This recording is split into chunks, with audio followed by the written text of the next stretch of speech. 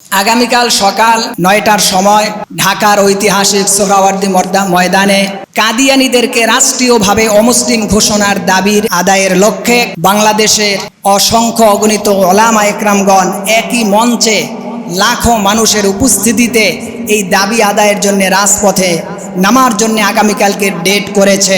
বাংলাদেশের স্বনামধন্য প্রখ্যাত আলেমে দ্বীন আমিরে তাহরিকে খতমে নবুয়ত বাংলাদেশ আল্লামা ডক্টর সৈয়দ মোহাম্মদ ইনায়েতুল্লাহ আব্বাসী ওয়াস সিদ্দিকী পীর সাহেব জৌনপুরী মাদ্দাজিল্লাহুল আলিয়া, সেখানে উপস্থিত থাকবেন আল্লামা পীর সাহেব মধুপুরী মাদ্দাজিল্লাহুল আলিয়া, সেখানে উপস্থিত থাকবেন হেফাজত ইসলামের আমির আল্লামা মুহিবুল্লাহ বাবু নগরী মাদ্দাজিল্লাহুল আলিয়া সহ বাংলাদেশের হাজারো আলেম একত্রিত হয়েছেন এবং সাথে সাথে লাখো লাখো ধর্মপ্রাণ মুসলমান কাদিয়ানীদেরকে রাষ্ট্রীয়ভাবে অমুসলিম ঘোষণার দাবিতে সোহরাওয়ার্দী ময়দানে একত্রিত হতে যাচ্ছেন।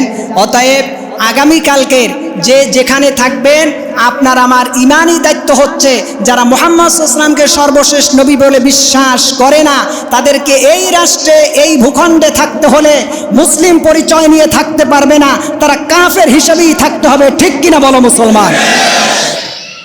অতএব এটা আমাদের প্রাণের দাবি, এটা আমাদের ইমানের দাবি, এটা এই বাংলাদেশের প্রত্যেকটি মুসলমানের হৃদয়ের কথা এবং দাবি। ঠিক কিনা বলেন? আপনারা হয়তো সোশ্যাল মিডিয়ার মাধ্যমে সংবাদটা অনেকে পৌঁছেছেন, শুনেছেন, অনেকে শুনেন নাই। আগামীকাল সকাল ৯টার সময় ঢাকার ঐতিহাসিক সোহরাওয়ার্দী ময়দানে কাদিয়ানীদেরকে রাষ্ট্রীয়ভাবে অমুসলিম ঘোষণার দাবির আদায়ের লক্ষ্যে বাংলাদেশের অসংখ্য অগণিত ওলামা একরামগণ একই মঞ্চে লাখো মানুষের উপস্থিতিতে এই দাবি আদায়ের জন্য রাজপথে নামার জন্য আগামীকালকে ডেট করেছে। যদি কোনো মানুষ মুহাম্মদ সাল্লাল্লাহু আলাইহি ওয়াসাল্লামকে সর্বশেষ নবী ও রাসূল বলে বিশ্বাস না করে তাহলে আল্লাহর কোরআনের ১০০০ আয়াতকে অস্বীকার করা হয়। অথচ কোরআনুল কারীমের সূরাতুল ফাতিহার বিসমিল্লাহর বা থেকে মিনাল জিন্নাতি ওয়ান নাসের সিন পর্যন্ত কোনো একটা আয়াতের কোনো একটা অক্ষরের কোনো একটা জেরের কোনো একটা নক্তাকে যদি কেউ অস্বীকার করে গোটা কোরআন না, কোরআনের সংজ্ঞা অনুযায়ী সে সাথে সাথে কাফের। তাহলে কাদিয়ানীরা বাংলাদেশে মুসলিম নাম ধারণ করে তারা আমাদের মসজিদের মতন মসজিদ বানায়, সেই মসজিদে তারা আমার রসুলের বৃদ্ধাচরণকে মানুষের ব্যাপারে মানুষের ভেতরে সেই শিক্ষাটা সেই জিনিসটা পৌঁছে দেয় যেটা গোলাম আহমদ কাদিয়ানী ভারতের গুরুদাসপুরে বদমাইশ ইংরেজদের ৫টা গোলাম হয়েছিল, সেই ৫টা গোলাম হয়ে ইংরেজ আমলে সে সব জায়গায় তার ব্যক্তিগত একটা লিখিত আরবি বই ছিল, সেই বইয়ের উপরে ব্যাখ্যা দিয়ে বর্তমানে যত বাংলাদেশে কাদিয়ানী আছে তাদের একটাই কাজ যে বাংলাদেশের ভেতরে মুসলিম নাম মুসলমানদের মতন মসজিদ বানিয়ে এই সমস্ত জায়গাগুলিতে তারা আমাদের ঈমানকে লঙ্ঘন আর হনন করছে। অতএব যারা আমার নবীরে শেষ নবী বলে বিশ্বাস করে না তারা যদি মুহাম্মদ সাল্লাল্লাহু আলাইহি ওয়াসাল্লামের উম্মত হিসেবে নিজেদেরকে ধোঁকা দিয়ে মুসলিমদেরকে বোকা বানাতে চায়, আপনি আমি কি তা দিতে পারি? আসতে বলেন। কোন মুসলমান তা বরদাস্ত করতে পারে? ইহুদি আছে ইহুদির ধর্ম নিয়ে থাকবে, খ্রিস্টান আছে খ্রিস্টানের ধর্ম নিয়ে থাকবে, হিন্দু আছে হিন্দু তার হিন্দুত্ববাদের মতবাদের পরিচয় নিয়ে থাকবে, কিন্তু মুসলিম হয়ে যদি কেউ থাকতে হয় তাহলে আল্লাহ তার হাবিব মুহাম্মদ সাল্লাল্লাহু আলাইহি ওয়াসাল্লামকে বিশ্বাস করেই এই জমিন বাংলাদেশে থাকতে হবে। সেখানে কাদিয়ানী নামের মুখোশ পরে ভেতরে ভেতরে মুসলমানদেরকে ধোঁকা দেওয়ার বোকা বানানোর কোনো সুযোগ আমরা দিতে চাই না। ঠিক কিনা বলে?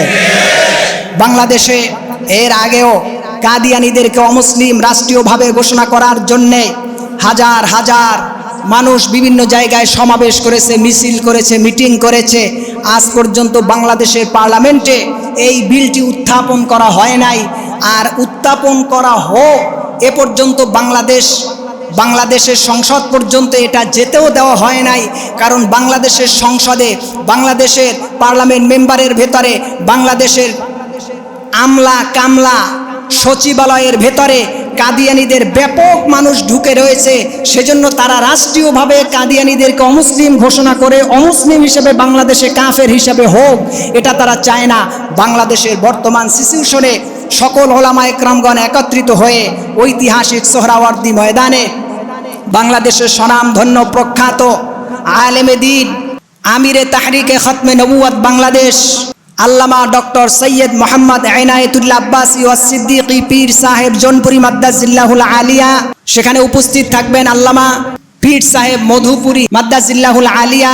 সেখানে উপস্থিত থাকবেন হেফাজত ইসলামের আমির মুহিবুল্লাহ বাবু নগরী মাদ্দাজিল্লাহুল আলিয়া সহ বাংলাদেশের হাজারো আলেম একত্রিত হয়েছেন এবং সাথে সাথে লাখো লাখো ধর্মপ্রাণ মুসলমান কাদিয়ানীদেরকে রাষ্ট্রীয়ভাবে অমুসলিম ঘোষণার দাবিতে সোহরাওয়ার্দী ময়দানে একত্রিত হতে যাচ্ছেন। অতএব আগামীকালকের যে যেখানে থাকবেন আপনার আমার ইমানি দায়িত্ব হচ্ছে যারা মুহাম্মদ সাল্লাল্লাহু আলাইহি ওয়াসাল্লামকে সর্বশেষ নবী বলে বিশ্বাস করে না তাদেরকে এই রাষ্ট্রে এই ভূখণ্ডে থাকতে হলে মুসলিম পরিচয় নিয়ে থাকতে পারবে না, তারা কাফের হিসেবেই থাকতে হবে। ঠিক কিনা বলো মুসলমান? অতএব এটা আমাদের প্রাণের দাবি, এটা আমাদের ইমানের দাবি, এটা এই বাংলাদেশের প্রত্যেকটি মুসলমানের হৃদয়ের কথা এবং দাবি। ঠিক কিনা বলেন? এই দাওয়াতটি আমি আপনাদের কাছে পৌঁছে দিলাম।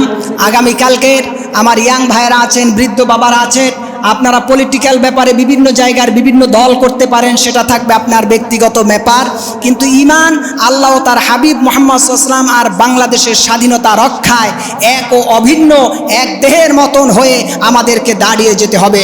আল্লাহ পাক যেন আগামীকালকের এই ইসলামিক মহাসম্মেলনকে কবুল করে, মঞ্জুর করে, আর রাষ্ট্রীয়ভাবে অমুসলিম ঘোষণার দাবিটা যেন বাস্তবায়ন হয়।